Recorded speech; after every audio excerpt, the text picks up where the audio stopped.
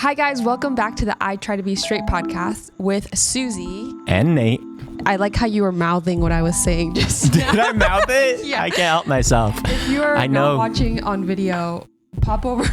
Pop's on a video. Did I mouth what you said? Watch Nate mouth what I was saying. This is actually our second take because we had the do not disturb on. So I'm like geared up and ready to go. We can talk about it. I am not perfect. I forgot the do not disturb setting and it was dinging. Everything was dinging. We are so excited for today's episode. I have a friend. His name is Rev Dave and he's from Scotland. And he's got a really interesting journey. He's not gay, but he is an ally and he has a really cool journey of kind of how he came to that. But yeah, we're really excited to have him as a guest today. And I think it's gonna be a great episode. So without further ado, introducing Rev Dave. Hi guys, thanks for having me on. It's a real privilege and love your work. It's important work and I'm excited to chat to you both. Thanks for being here. Yeah. Well, first off, I thought it'd be cool to get a little bit of your backstory and where you came from, a little bit of what your evangelical journey was, and then proceeding from there, how you kind of change your perspective a little bit. I grew up in a small town in a Scottish island, and it was predominantly Calvinistic. And a lot of folks grew up with that heritage where I come from. We were kind of really well versed in, Bible and Sunday school and all of that. But it also had a particularly strong cultural element. The church was a massive part of public life. In terms of culturally, there was a big separation between the church and the world out there and the culture. And I grew up in a particular denomination that was on the small side, and it interpreted a lot of the cultural stuff a bit more fundamentally than other Presbyterian denominations. And so with that went, not just what you believe about the atonement and what you're allowed to do on the Sabbath and other things that are cultural, but obviously, very quite rigid gender rules, quite rigid gender stereotypes, and of course, the reason that we're here today talking is I think I inherited from the earliest days what was the evangelical interpretive norm of how sexuality functions according to the Bible, and grew up a lot with words like abomination, particularly as it was tied to homosexuality. Yeah. All of that remained relatively untampered with for me most of my life. When I became a Christian in my early 20s, I had a pretty dramatic Damascus Road conversion. I was not a good or well-behaved teenager. I purposefully tried to rebel as hard as I could because I was just a bit tired of the lack of what I felt I could do culturally within Christianity. So I went as far as I could to everything that was the opposite. I never in my heart questioned the reality of God or the fact that he was there and that it was all true. I just thought it was too much of a burden for me to carry to actually live it out, because living it out did seem like a really enormous burden. So all that changed in my 20s. I kind of, it was through friendship really that I found someone who evangelized to me in a way that I thought I could actually carry that. And it's something I'd always wanted, actually, because I believed in the reality of heaven and hell. And I really believed that we would all be judged by God one day. And I always was still a bit scared of that. But I was also really attracted to the best preachers I ever sat under were able to put Christ across in such a compelling way that I thought I would actually love that. I would love to go away from everything else in life and that I think is important and to really embrace this. So I'd always had that longing deep down. And then when someone helped me actually cross that bridge and believe that could be for me, that was the start of my journey of faith or conversion as I knew it. Then I went from kind of fundamentalism to more charismatic side of evangelical stuff. And This is probably where we cross paths more, because a lot of the charismatic stuff that I consumed was imported straight over from the United States of America. You're welcome. Yeah, well, I don't know if you're going to be saying that at the end of our chat, but No, not so much. A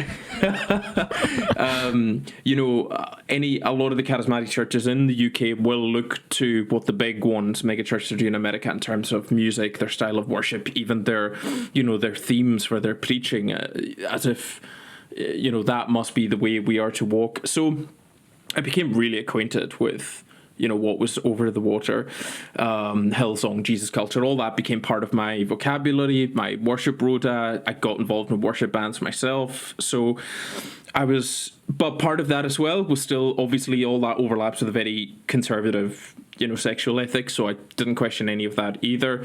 The church I'm in, the Church of Scotland, then started having conversations nationally about whether same-sex ministers could be called and whether we would have them as ministers, because traditionally that was a derobing sort of thing. And then, or perhaps not derobing, but it certainly wasn't the norm. Derobing so meaning you lose your position. Yeah, sure. Sorry, Okay. Or defrocked. Sorry. I mean, to me, that's a different connotation, but I love what it means there.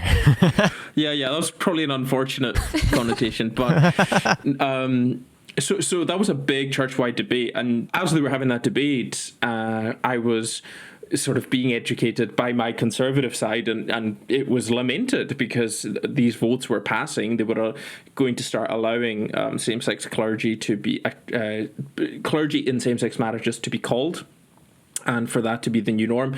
But the church was trying to hold itself together, so it allowed the church that wanted to do that to go that road, and the churches that wanted to retain the traditional position to do so too. But this was seen as fairly apocalyptic. In the circles I was in. And then this debate just continued, because then within a few years we were then debating whether the church could bless same-sex marriages. So long story short, that's passed. And so that's the kind of, that was what I guess made me start at least engage with it, because as a straight person it wasn't really ever going to affect me. Right. And that's something that I think that my pastoral work on TikTok has really shown me, is that it's so easy to call out and condemn the sins you would never in a million years, the sins you wouldn't in a million years be tempted to engage in. Right. And that's a really easy form of othering. And then that has the added benefit of giving us some sort of increased capital, because we feel, well, I didn't commit that. It wasn't a possibility that I would anyway, but I didn't, and I don't want to. So that must make me more holy. And I see so that much of that in my comments. Anyway, we around this time when this was going on, it was interesting because my wife was actually saying to me, I don't get what the big deal about this is, and she is. She's what I call a truth champion. She'll always tell it like it is. Sometimes that will be upsetting. Yep. But it's like, when you see it for the gift that it is, it really is a gift. And she was saying to me, I don't understand why we have to go along with this, because Jesus doesn't address this, and he doesn't ever talk about it. And he seems to talk, well, the way she put it to me was, and I was starting to become more theologically read at the time. I was getting interested in reading theology. I wasn't in ministry, but she was saying, why does Jesus talk a lot about divorce, but we don't take divorce seriously at all in our wing of the church? It's just fine. But yet we're completely castigating people who are same-sex attracted. So what's that all about? And I didn't have an answer for her. Yeah. And she made me wonder about it ever since. Wait, so so a lot of the church in Scotland was becoming more open to it, but the group you were in was definitely still anti. So the church you were at was kind of fighting against it, correct? Yeah, sure. So the Church of Scotland, which is our biggest national denomination, was having this conversation, but I was within a wing of that church, which was kind of fighting to retain and seeing it as a sort of a salvation issue, really, which is why it's so worrying for a lot of people, because they think it's connected to whether a person could be saved or lost, and that's where that's the high stakes question, Yeah. It's funny because most of us haven't really heard about this journey. So just hearing what the whole Church of Scotland has done is actually super interesting to me, that they're all having this conversation. Mm-hmm. Anyways, carry on. Really, the next big chapter is me. I sensed a call to ministry to go and kind of be ordained as a minister of word and sacrament within our church. It was something I never really had much of a desire to do. Some days I still don't. It was very much a sense of calling and even compulsion by God. I was so clear and so sure he was calling me. I was very nervous. I had lots of questions. I knew from just doing a bit of lay preaching, I was able to kind of study the Bible and preach and teach. But all the other stuff that went along with it, it was just something I never saw myself doing. So, but I kind of followed along, and I went through all our sort of discernment processes, and eventually I was accepted. And so I began to train.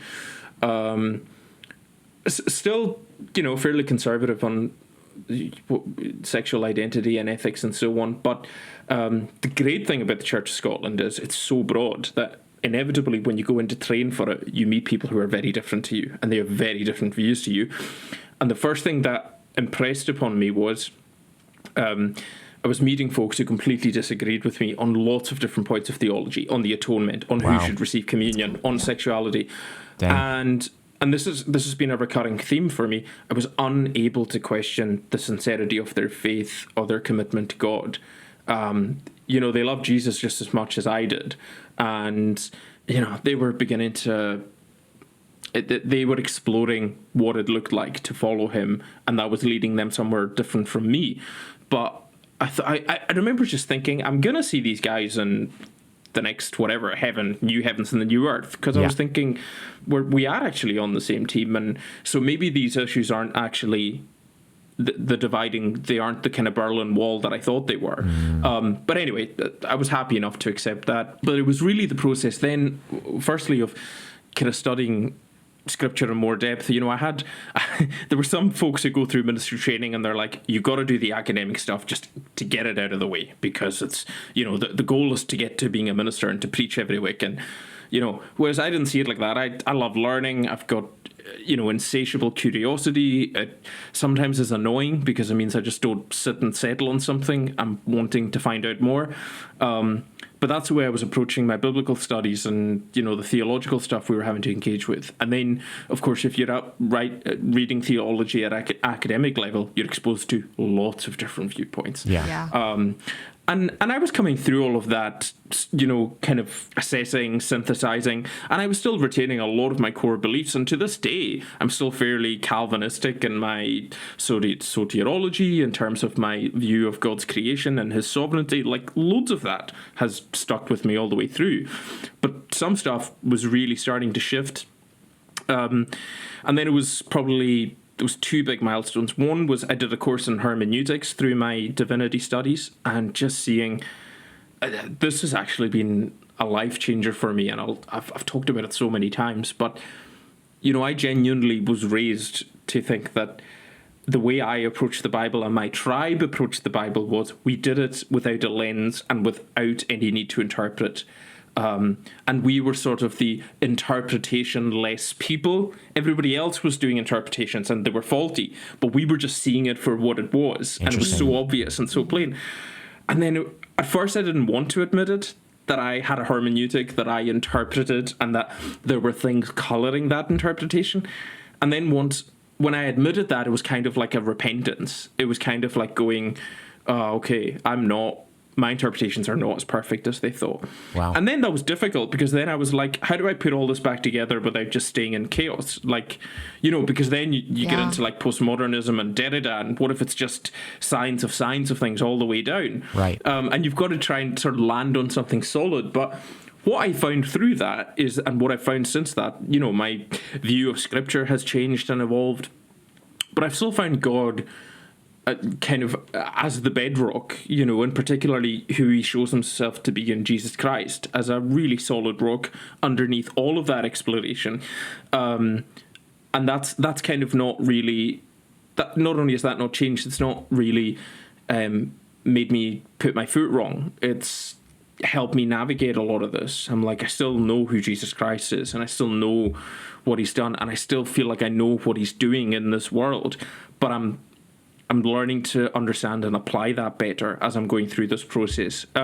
So the next big chunk would be really probably the pandemic, and getting on TikTok a lot, and starting to make friends not just TikTok, but probably Twitter. There was a kind of nice community on Twitter at the time of people who, were kind of reevaluating their connection with their churches through this period. It caused this sort of natural separation, which, I've got lots of horrible memories of the pandemic, but I've got some ones that are like, oh, that was a nice turning point, actually. Yeah, I connected same. with some people online. Yeah, okay. And me and a bunch of other people who had grown up evangelical, we were finding that we were connecting with people who were maybe gay or trans, and they were really committed Christians just as much as us. And I remember actually connecting with a trans woman on Twitter. And it was another one of those moments where she was getting, piles of hatred every day, from people who had the truth. And that's when I started to really solidify this theological, a part of my substrate that I don't ever really want to remove, is that, it kind of doesn't really matter what you know or how correct you are. If you act satanic in the way you're pushing that so-called truth out there, then it's completely worthless, and you're not really showing that you're any more of the elect than the person you're supposedly shouting the truth at. And so this person was getting so much abuse, and they were responding with just sheer grace and continuing to show their commitment to Jesus and their love for Jesus and their assurance of Jesus' love for them. And then I was just thinking, okay, this whole issue of LGBT and sexual identity, it's all been set up for me as a zero-sum game, as all these people are wrong. This is how we know they're wrong, because these are the passages, and reality will conform to this pattern that we've been given. And I was finding, well, reality's not conforming to that, and so who does that make wrong? And does that mean that Jesus and the Bible and God are wrong and the whole thing is just a house of cards? Well, that can't be, because these people are trusting in Jesus. So it was really important that, in a way, how much New Testament talks about witness, and that was surprising for me, a surprising witness, because it was speaking to me about something of the reality of who God, whose lives God was at work in. And then I started doing a deep dive for myself on the text, and I thought I need to take this seriously with what I know about hermeneutics now, and kind of pull away what I thought I knew about those texts and the narrative that it gives. And then, of course, our culture's kind of been on fire with this stuff too. You know, so in some sense, it's kind of been, for me, important to make sense of this, because it is a live issue. And so I started going to Leviticus and to Romans and to trying to see, okay, what do other people actually say?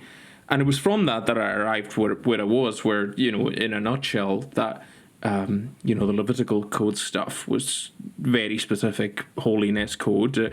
I think, this is going to make me sound now that I'm like a raving liberal, but I think a lot of those parts really have to do with a fairly patriarchal structure to society, which I'm not really even saying is wrong. I'm just saying it's an observation about that text, that, it's about what men do, and do they bring themselves down to the level of the way women are in society, or do they stay, as men with kind of the women underneath there sort of thing? And, so there was that, and then there was seeing the context of pagan temple worship in Romans and even in Corinthians, and then I suppose the $1 million question of the mistranslation of, Ars Coeli and the 1946 stuff. Right. And at the same time, getting to see and know people, particularly through my TikTok channel, who were gay, and maybe who didn't have much of a relationship with God, but they were interested in it. And, again, part of the narrative that I had was, well, if people are gay, then A, they're probably choosing it. Also they're probably troublemakers. They probably like that sense of rebelling against God. And then also they're not going to be interested in the things of God, because why would they? They're carnal. And, and again, reality wasn't conforming, because then I started hearing stories of folks, on TikTok Live and others of, well, yeah, I'm gay, and I probably would like to have some connection to the church or God, but I'm absolutely not welcome. I was either kicked out of it, or it was made very clear that I was going to hell, or all the tropes. And then I thought, oh my goodness, there is an entire subset group of people who have this common identity, and they're sort of scattered out there, and they feel completely excluded from the worship of God. And I thought, there's got to be a pastoral implication to this. And I'd gotten to the point where I had the text and everything clear in my head. And it was actually, again, my wife who encouraged me. She was like, you're getting asked about this all the time. You should just make a TikTok saying what your understanding is. And that's all my TikToks that I've made about LGBT things. That's all they are. They're my understanding of where I've got to. If anyone says, well, what if you're wrong and you could be wrong? I'll say, yeah, I could be wrong, because I've been wrong about tons of things already. And my idea of like hermeneutics and interpretation, it keeps changing. So yeah, I could be wrong. But right now, I've got to live according to the convictions that I've landed at just now. And particularly, where this really, the rubber meets the road for me with this is that I think the folks that I've met that have been ostracized by this approach, I can't help but see an overlap between that and the way Jesus talks about people who feel excluded from the gospel and from the kingdom because really of what other people and people in God's name have done and said. I even said to Victoria one night, I was like, man, I'm getting so many DMs now from gay folks on TikTok saying, I actually feel like I've got some hope, a little bit of life. I feel like this is restoring, this is the greatest honor ever. I've said, I've had people who have walked away from faith because of this, and they're now exploring faith again. So, I could just retire now. That is amazing. That's the highest accolade you can have as a minister. So, I said to my wife, these are, I think, today's lost sheep of the house of Israel. They're out and they're scattered. And I was like, I've just got to do what I can to let them know not everyone speaks with that angry voice, So that's my evolution on the matter in about an hour or whatever it was. No, that was great. No, that was good. I think it summed up your journey really well. What were you going to say? Well, I was just going to ask... because when I was struggling with my sexuality, I kind of dove deep into theology and just what does the Bible say, and ended up coming up with resources and people who, what they could say was, okay, maybe this text you need additional context to, and maybe it's not saying exactly what you think it's saying, but let's look back at Genesis and it's Adam and Eve, like that's the way that God intended it. And that for me was kind of always a trip up. And so I'm just curious any thoughts on that? The trope I hear all the time is Adam and Eve, not Adam and Steve, right? Classic. So I think probably out of all the texts, that's probably the one that if you were going to rest in something, that's in the traditional paradigm, something creational, that's fine to go there in terms of the way God instituted creation. But I don't think the sort of creational covenant, as we call it in theology, I don't think it's a paradigm of everything that humanity is supposed to be. I think the best interpretation of the Genesis 1-3 is if you look at the ancient Near East and you look at other creational myths, it seems to be riffing on them and doing something similar, where the deity would construct a temple for themselves, and then at the very last moment they would place their own image within the temple, and it was to be a symbol of their perfect rule in the creation. I think when you read Genesis like that, it's doing something really radical in its time that's still relevant, is that God makes the heavens and the earth and all that's in it, and then he creates us in his image, so he, assumes the right to be the one who makes us for what we're made for, and then gives them the charge to rule in his stead in a way. We're kind of vice regents, I think, is what some theologians have called it. So then he says, be fruitful and multiply, and they're given the job of cultivating the garden. And the best theology that I've resonated with this is that the garden was to extend like a temple and continue to push out to all the corners of the earth to beautify it and make it like that.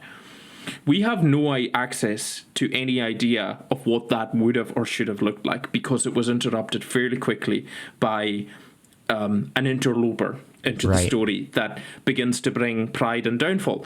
And so I think to say that we know exactly what that vision, how it would have entailed, I think that's fallacious, because there's very little data. But then also, there's so much, even in the New Testament, that doesn't fit into that paradigm at all. Jesus doesn't have an Eve. He doesn't seem to have been made for that.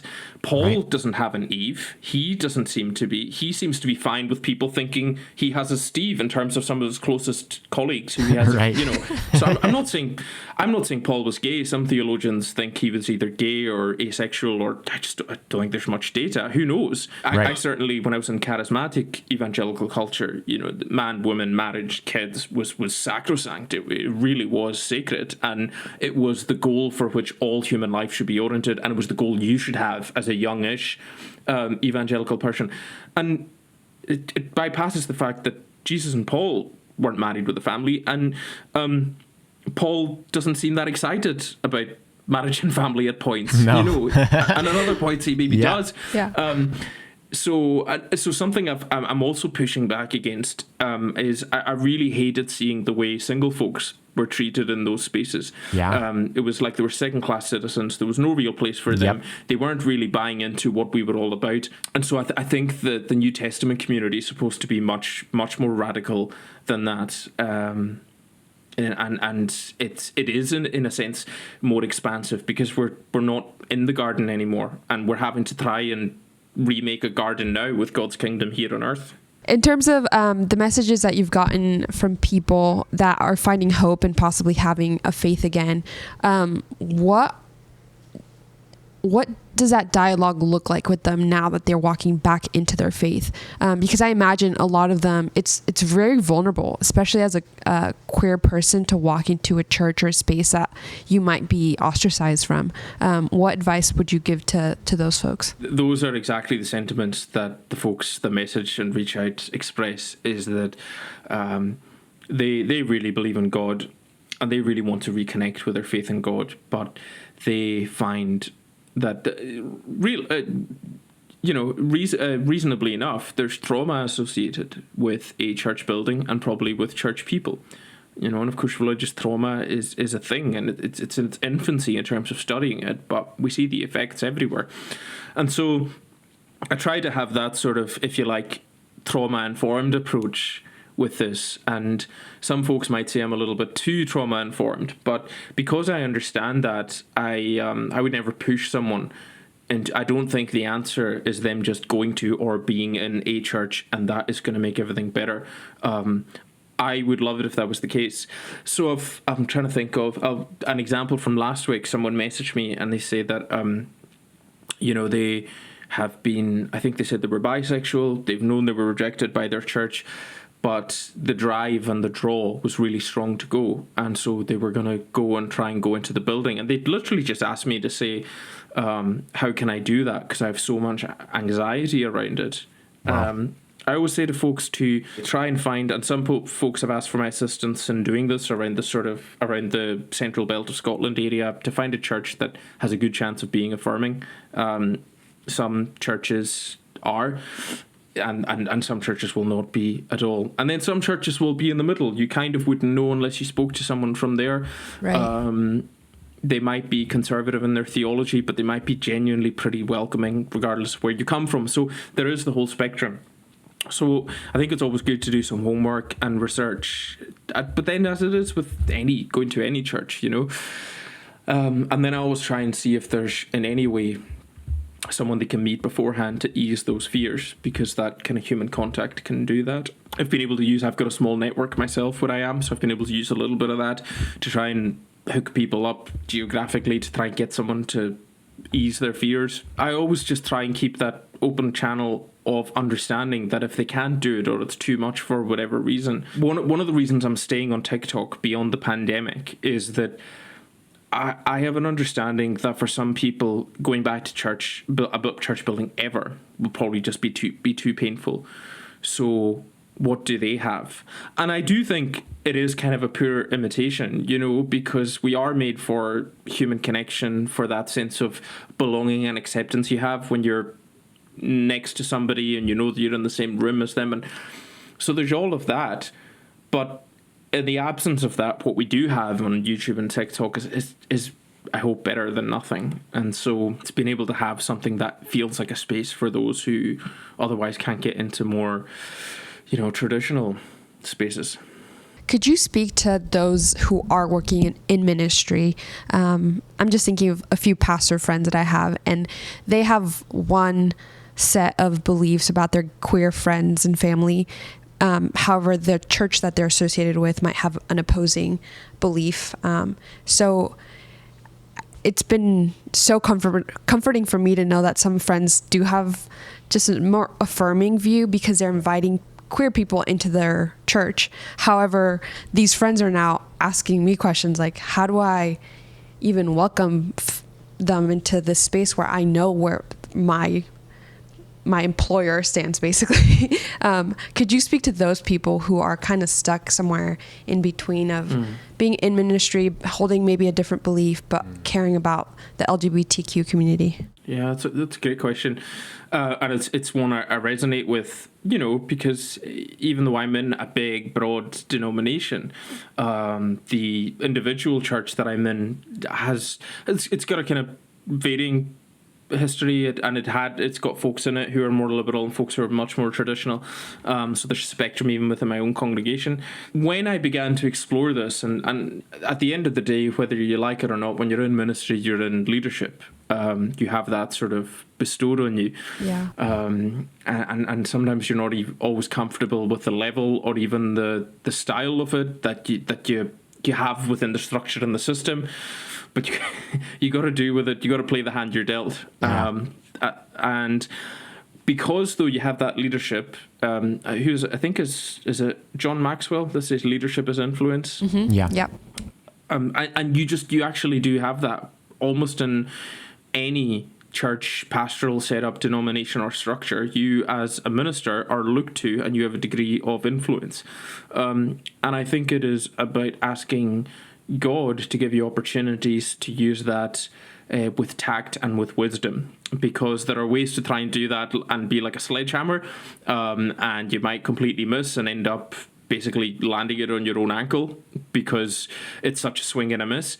But there's a real art and skill and just kind of in that Old Testament kind of biblical wisdom, the skill at living sort of thing of knowing how to use your influence to go not so much where you want to go, but to go where you feel God is burdening you and calling you, and try and take people with you. And that's always my approach to ministry, is to try and take people with me. I don't want to push or pull them. I want to take them. I want to cast some vision and bring them. And the way I did this, when our denomination was having its last debate connected to LGBT issues, I started a conversation with my own church leadership, my group of elders, and the first thing I did was just without any fears, just open the floor, be like, what do you guys think about this? Because you can't really know where you are, what you're dealing with, without seeing what the actual temperature of the room is. Right.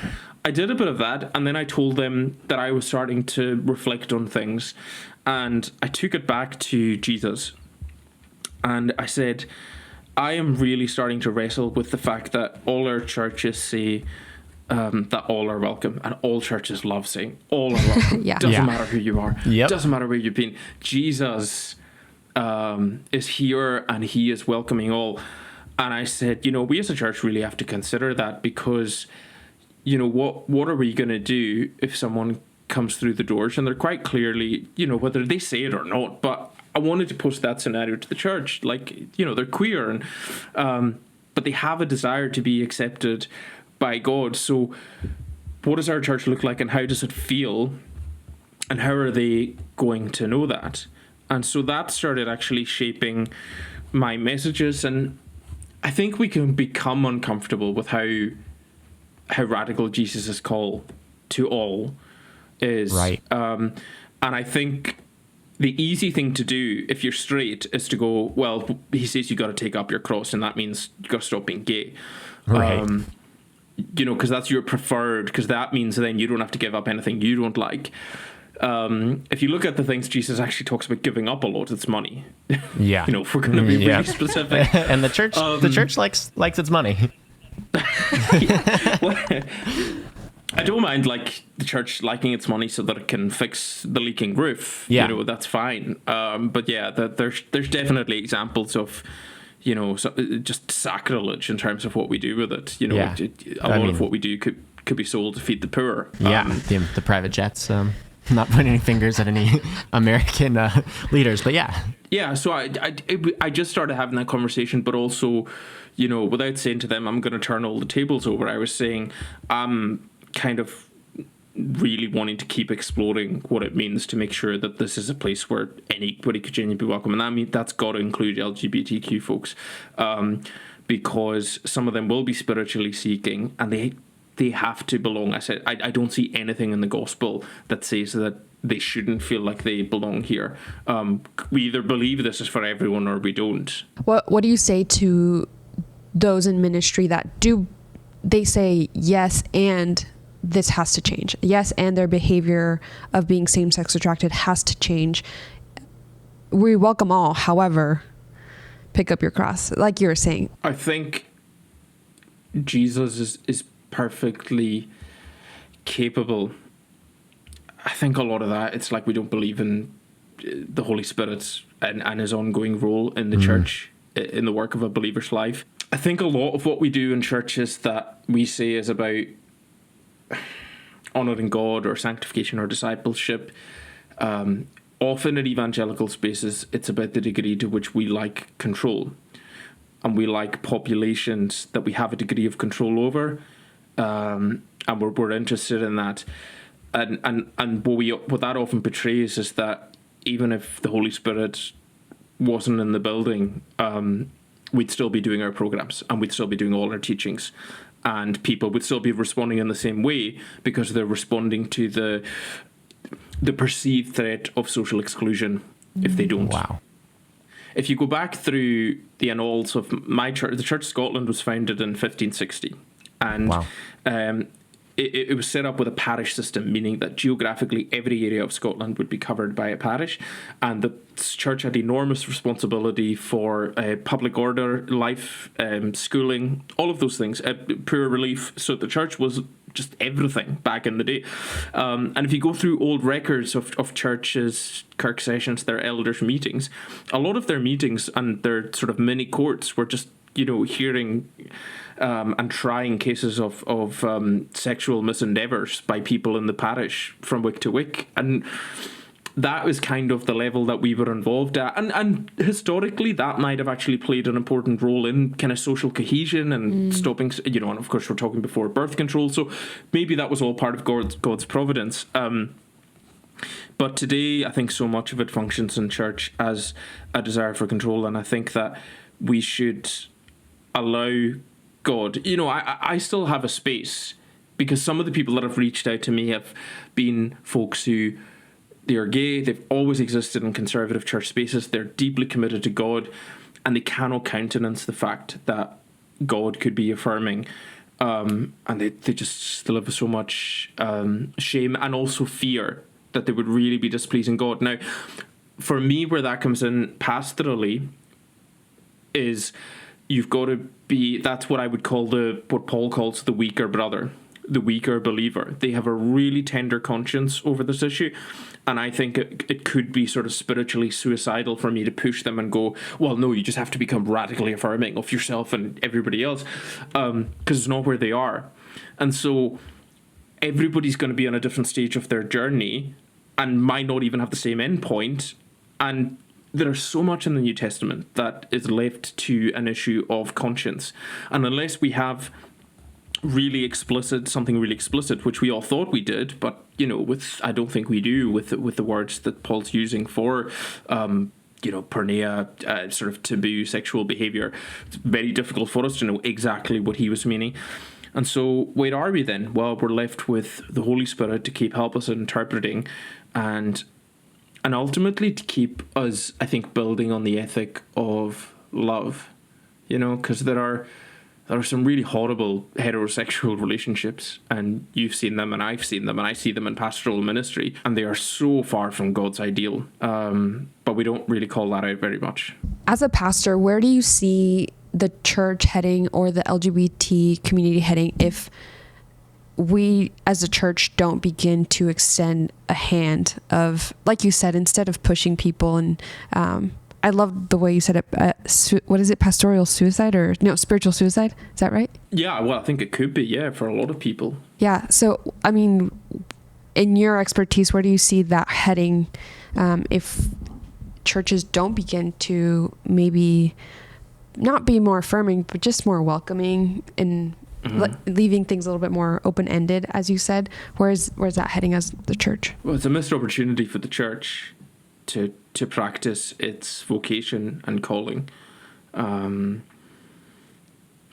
because the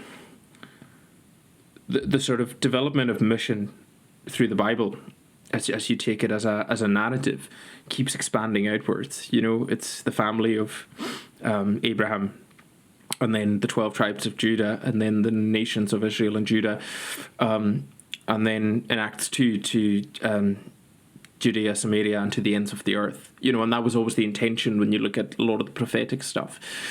So it's always expanding outwards. So that, by definition, means until Jesus returns, there is still expanding outwards to do. And I think it's always for the church to reflect and go, well, where is that? And I think what's really unique about folks who've been given that early impression of God and the reality of his love and a desire to belong to that, who then have been hurt and pushed away from it, but somehow, despite everything, still those who still do have a desire to connect with that. I think that's miraculous and amazing. But B, I think the church would do well to listen to that, and must, because a lot of the different parts of the world, particularly in the West today, is not listening to the church or the church's message. And I'm not saying that in a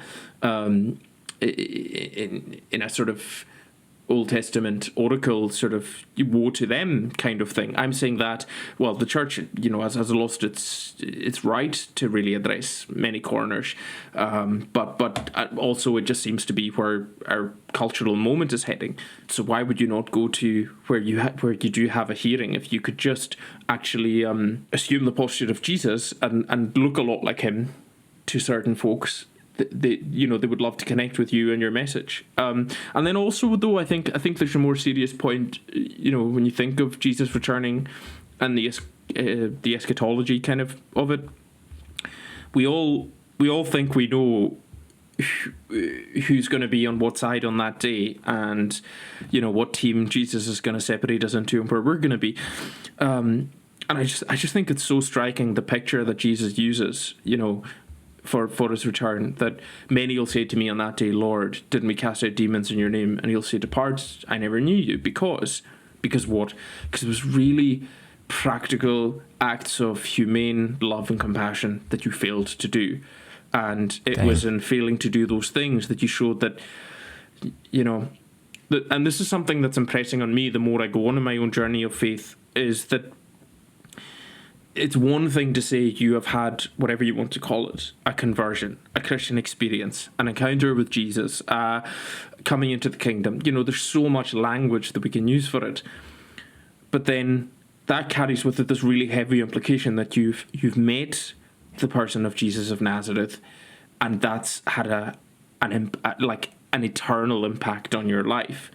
And so you better look like that to other people, And that's all Jesus is saying at the last, is saying, you just didn't look like me. Or, of course you look like me. It's obvious. Look at what you gave your life to, and look at how you were to people. So I think it's interesting that the final test is not really doctrine or being on the right team. I think doctrine's really important. I think theology is really important. My life revolves around theology and reading it. Yeah, but the final test is in, I suppose, what you looked like to other people. In one sense, not in every sense, but at least in one important sense. Yeah, it should matter. I mean, if the group that's been through some of the most pain in the last 50 years feels persecuted by the church more than anyone else, I mean, that should at least be discussed, not ignored, you know? It's like the louder we get, the more in pain we get as like the gay community, the more the church, instead of trying to like extend some love, they put up higher walls, it seems. Like the louder we cry, the louder we complain, like the more we get ignored. And it's just, if you get out of your circle for a second and look at that from like a blank perspective, if you haven't been indoctrinated in the church, or not indoctrinated, but if you haven't been in the church culture, you know, evangelical culture your whole life, if you were to step outside and look at that and say, are those people loving them the most? And then even as us, would we say those people are loving us the most? It's not even just like you disagree with me. It's like we feel pretty actively that most churches would prefer we weren't around. Like, it's just impossible not to feel that. So if you come at that from a different perspective and you say, is that love? No, I'm not saying I have a perfect answer to that, but I'm saying it's pretty obvious that there could be such a better way to do that. Like, the church's approach currently of making us just feel like rejects is obviously nothing like Jesus would do. Like, I could never reconcile that my whole time in the church. I'm like, even when I was like trying to be straight and trying to like blend in, like reconciling the church's approach to this issue with Jesus's love, just, gosh, like, if this is the best we can do, like, what's happening? Like, it just, as soon as you really ask that question, the answer like will mess up your brain a little bit. One thing I want to go back to, I think it was really interesting how you were saying how you naturally take a more open approach to things. Like, you take an open view, you look at things with an open lens, you kind of just are that way and were taught that way. So going into that with theology, having a relatively open mind, not having like a super like denominational viewpoint, and then going into all these like Bible studies and all these hermeneutics and like theological studies, you would say your takeaway through all that, and you've already gone into this, but just a little dive back in, your takeaway was that like it wasn't clear that God said being gay was wrong. Like, you came at this from a totally open approach and were met with kind of different results than you probably expected to meet, right? You're probably expecting the Bible to like affirm that being gay was 100% black and white wrong, yeah? It was like a package deal. You know, it was, you're given your, if you like, your package with, this is how you get saved, this is who God is, this is why we're here as the creation.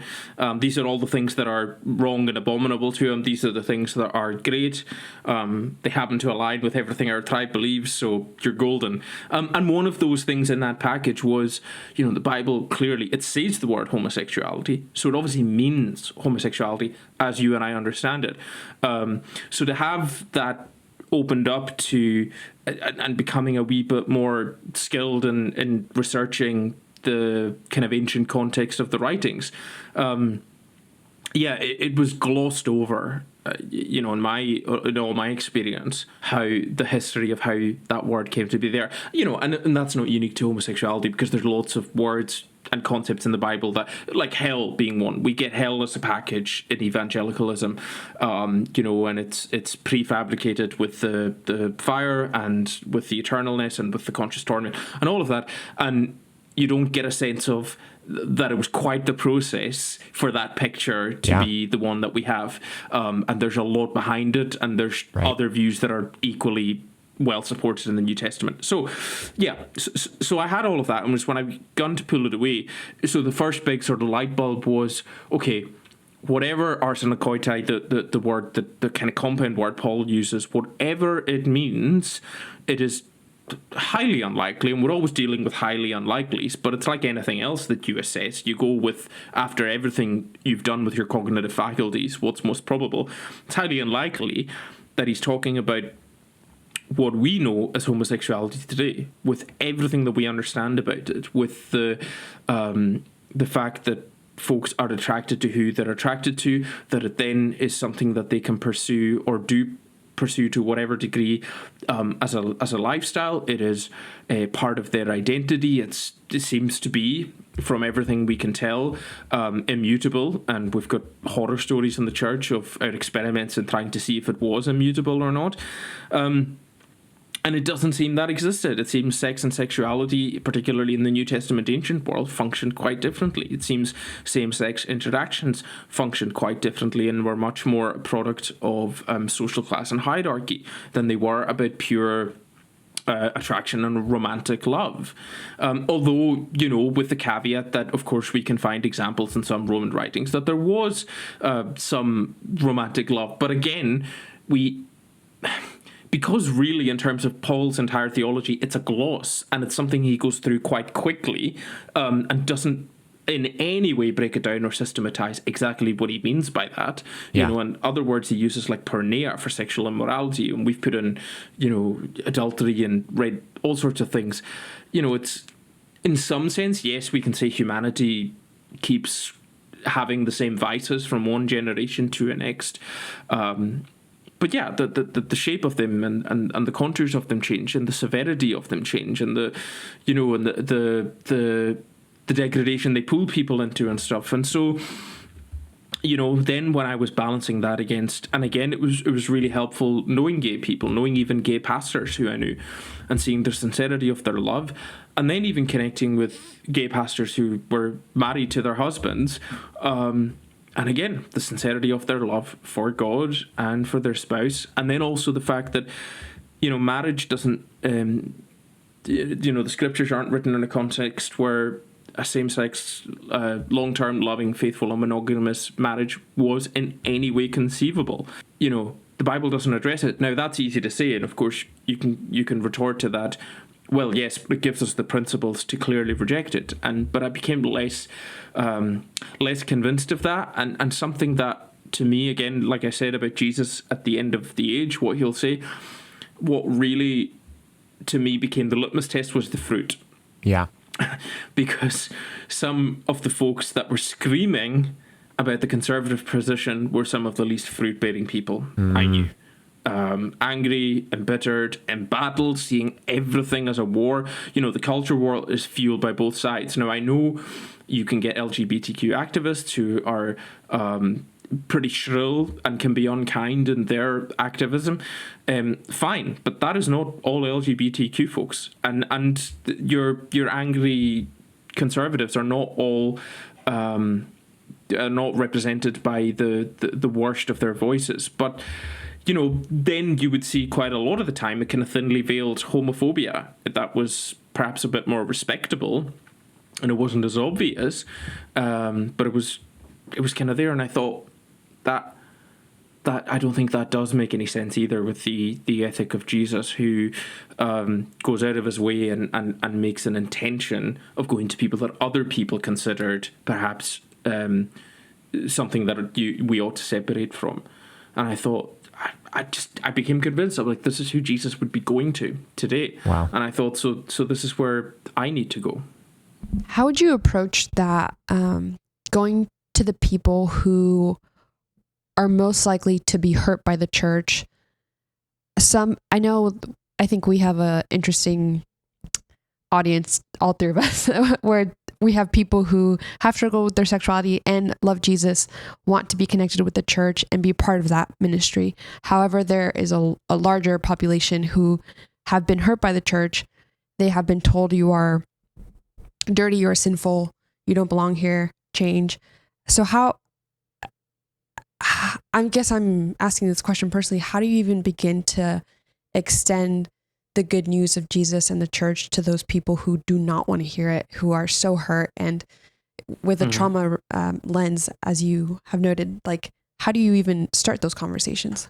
Yeah, that's a really good question. And sometimes I find I don't try, but that's intentional, because I sometimes think that, unfortunately, if that much damage has been done by all those who have come before you, I sometimes think it can be a little bit of a kind of false messiah complex to think, oh, well, yeah, but I'm affirming, so I'll come in and I'll just, And that's something you learn the hard way in pastoral ministry, because you start out quite often in pastoral ministry by trying to fix almost every pastoral problem that you come across, and you really quickly, or you should learn that there's very few of them that you can fix, and it's more about, especially I do a lot of chaplaincy work in my role, and I love doing chaplaincy where I'm outside the walls of the church with people who necessarily don't really have any desire to have anything to do with the church. So that's quite useful, because that gives you this understanding that if you go charging in with all your stuff that you believe in, that you think is important and valuable and life-giving, then you're going to get rejected at the first hurdle because they didn't ask for it. So chaplaincy is all about going with reacting to where the person is at and what they actually need and ask. It's a bit like person-centered counselling. It's similar kind of thing. And that's what I would start with someone who feels that bad. I would first see, do they even want to connect with me for whatever reason on a human level? And if they do, then that's fine. We'll just connect on a human level. And I often think that we can overdo it. Sometimes people will just see that acceptance and goodness of Jesus if you can be a good human to them. And sometimes that's important, because then when they can see that you're doing that and, your life in a way represents him because you're from the church, then that can give some hope.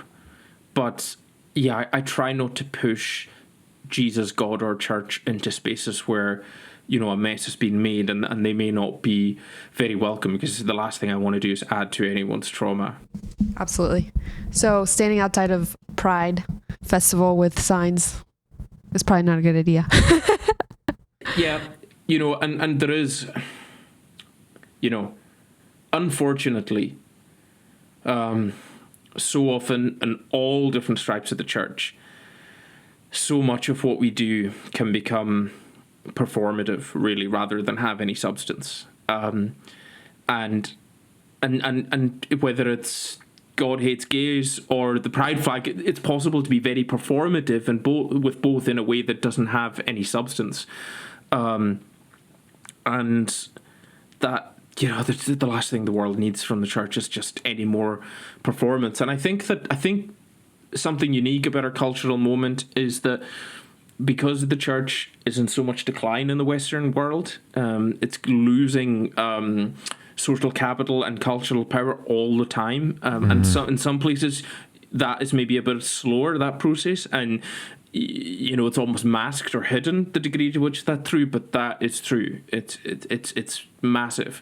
I think it's an opportunity for like a sifting, and I think it's a chance for the church to really rediscover being really substantial with its love and its outreach and its connection, and to stop the performative stuff, because the performative stuff got us through in an age when lots of people were rocking up to church anyway, but it's probably not going to cut it in an increasingly post-secular kind of culture.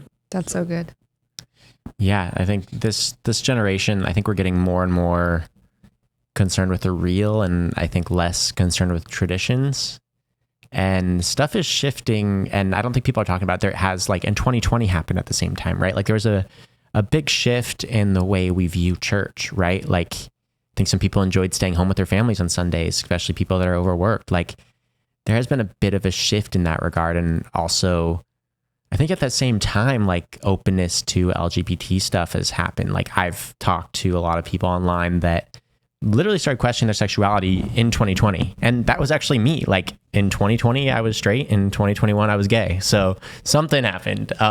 Maybe it was COVID, but there is a marked shift in how culture, especially in American culture, how we view the church. And I think a lot of people have realized I'm not trying to be the catalyst for their change, but a lot of like Christians are watching what gay people are going through, and they're really like having a harder time ignoring it. A lot of Christians are watching what we're going through in the church and seeing how it doesn't seem like we're really being loved and we're actually kind of being pushed out. And it's making them also deconstruct. Like it's crazy us being the catalyst for someone else's deconstruction, because like, we're in our own little world, like we're in our own world here. But it's kind of cool to see other people like jumping on board with us. Like, and I think even for you, like you not really having any deep connection besides like people you've met online and people you've run into, but you didn't have to question this. You didn't have to ask yourself these questions. You didn't have to dive into theology and look into this. Like for me, obviously, personal motivation. But for you, like genuinely, you just cared. As a pastor, you cared about this issue enough to listen in, to lean in closer. Like that. Well, first, thank you for doing that. And also, I guess for people that are questioning, for Christians that are on the fence with deconstruction, because I also don't want people to lose their faith over my pain, just like I didn't want to lose my faith over my pain. Like, what would you say to people that are like figuring that out on the fence, like deconstructing? Like, can you keep love for people and like still jump in with us and not understand it and still keep your faith? Like, is that something that is navigable? Is that the word? Navigable? Navigatorily possible. How do you navigate that? Yeah, because I think what you just described is in large part where I was, when I really started on this road. Because I started by just having, the little small interactions I told you about online and going, oh my goodness, their faith is really sincere. They're on the side that I was always taught are, fairly reprobate. And they've got a real connection to Jesus Christ. And I, at that point, didn't know where to put that. And something we're really bad at in the church as well is very often, is particularly in evangelicalism, because evangelicalism is quite big on a kind of modality that offers very tight question and answers to not just doctrinal issues, but lots of cultural issues too. But rather to sit in ambiguity and a bit of the unknown really doesn't do us any harm, because that actually reinforces, I think, one of the most important virtues we can have, which is humility, which is particularly interpretative humility, to realize that we are not God and we do not have it all figured out, and it just won't do us any harm to sit. It's not entirely comfortable, but, take up your cross. It's not all meant to be comfortable anyway. Maybe that's the discomfort God is calling you to, not, going to do a missions trip in Africa. God bless those who do. Maybe that is the case for a lot of people, and thank God for it. But I know in myself, I've always thought those kind of verses about God's calling to share in Christ's sufferings, that it was about the thing that I would really hate to do most in the world, that I would never feel called to. I would have to do that. Or the other way to do it is to trivialize and go, I really ought to give up chocolate. Maybe that, I think that call is just as valid, to sit in some tension and ambiguity and not have all that figured out, but go with what I hope your heart and your spirit are leading you towards, that there's something to this and there's some reality to it and there's some of the goodness of God in it, and to allow that to guide you. And you're right, Nate, I didn't have to. My curiosity, I suppose, got the better of me, and I wanted to keep exploring it. Massive part of it is, whatever you would call it, an empath. I don't know what I am on these personality tests, but I probably am the one who runs into, suffering and wants to try and help. So all of that plays a part temperamentally. But I remember, it's funny, because I remember having, I've had so many conversations with my wife about it, and we have 3 kids.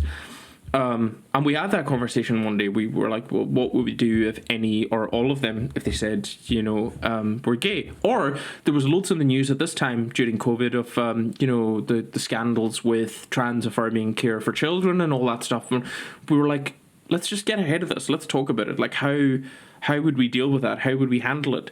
Because growing up in evangelical context, we had seen that handled in all sorts of ways that didn't lead to good outcomes, and we both kind of sat down and we had the same response, and we didn't really talk about it very much, but we both just had this sort of knowing that we would go, this wouldn't bother us, this wouldn't cause us any problem. And we knew people, and we have friends and people we know who it would be devastating for them. Their world would come apart. And we were, by that point during COVID, and I would say in a really fortunate position where it wouldn't have affected anything.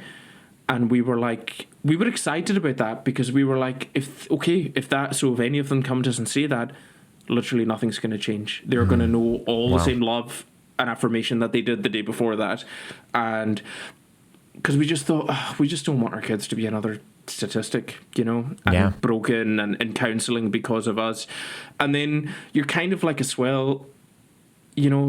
that you could be wrong. Supposing you did still think it was going to drag them into hell, you don't know it and you can't prove it, and maybe God would judge us according to how well we loved them anyway, and we're probably more like them to lead them to God's love by actually loving them. Yeah. This has been so great.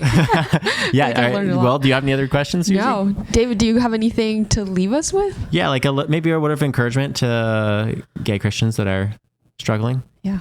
I can't get this image out of my head, and I hope that maybe in a slightly charismatic way that it is a word for you, that Jesus came for the lost sheep of the house of Israel, and that the identity of who that is changes from age to age, because I think it's got eternal weight. But our culture and our churches exclude people. The house of Israel should have been a safe place for people seeking God.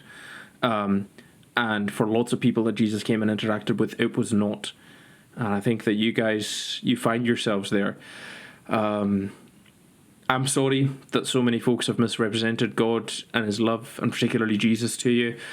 But I keep finding in my own journey that, underneath all the rubbish and all the barriers that we put up, that Jesus continues to be real and to be there, and to be calling you and people like you to himself. So, don't give up hope, because I really think he is still out there, still seeking for you and for people like you, because I think he wants you in his fold as much as he wants anyone else. Yeah, that was so good. Well, thank you so much for being here. You can find Rev Dave on TikTok. You live stream your services as well, right? Is that on TikTok, or where can they watch your Sunday services? Yeah, so that would be on TikTok. We go live on TikTok at 11 UK time. So it's like well, if you're on the East Coast, I think that's like 6 a.m. So get up early. Okay. You might need to have those like replayable in the future, so the American people can watch. We also it goes out simultaneously on TikTok and YouTube, so our YouTubes are always catchable. And all the sermons, then just the sermon goes up on Spotify. So there you go. If someone wanted to find your YouTube, what would that name be? Up until today, I think it was EPC Media, but it's also just Erskine Parish Church. If they search Erskine Parish Church anywhere, they should get us between YouTube and Spotify. Brilliant. Awesome. Well, thank you so much for being here. This has been fantastic. Yeah, thank you so much. Thank you guys for having me. It really is a privilege, for inviting me into your space. So thank you. Absolutely. Well, that was another fantastic episode. Thanks for joining us. And we'll catch you next week. We'll see you next time.